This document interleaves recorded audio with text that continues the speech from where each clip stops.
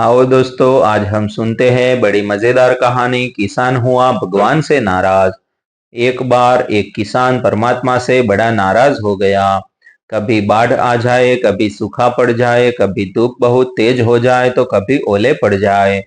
हर बार कुछ न कुछ कारण से उसकी फसल थोड़ी खराब हो जाए। एक दिन बड़ा तंग आकर उसने परमात्मा से कहा, देखिए प्रभु, आप परमात्मा है, लेकिन लगता है आपको खेतीबाड़ी की ज्यादा जानकारी नहीं है। एक प्रार्थना है कि एक साल मुझे मौका दीजिए, जैसा मैं चाहूं वैसा मौसम हो, फिर आप देखना मैं कैसे अन्न के भंडार भर दूंगा।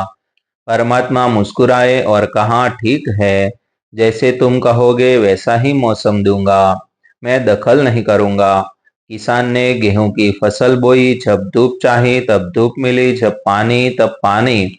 तेज धूप, ओले, बाढ़, आंधी तो उसने आने ही नहीं दी। समय के साथ फसल बढ़ी और किसान की खुशी भी, क्योंकि ऐसी फसल तो आज तक नहीं हुई थी। किसान ने मन ही मन सोचा, अब पता चलेगा परमात्मा को कि फसल ऐसे कैसे करते हैं। बेकार ही इतने बरस हम किसानों को परेशान करते रहे।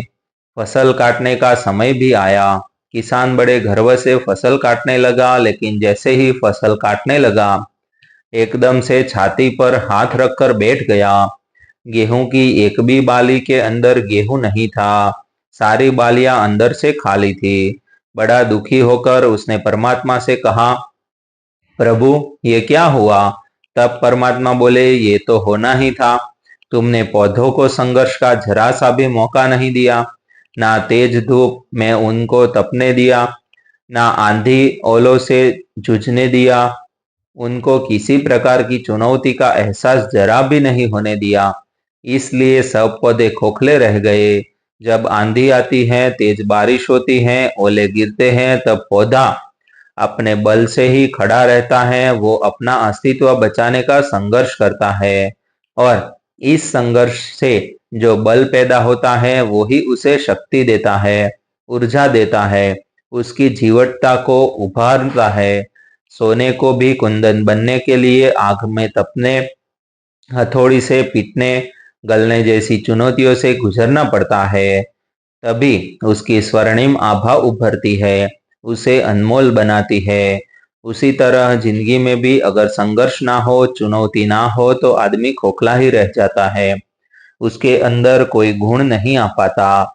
ये चुनौतियां ही हैं जो आदमी रूपी तलवार को धार देती है, उसे सशक्त और प्रखर बनाती है। अगर प्रतिभाशाली बनना है तो चुनौतियों का स्वीकार करना ही पड़ेगा, अन्यथा हम खोखले ही रह जाएंगे।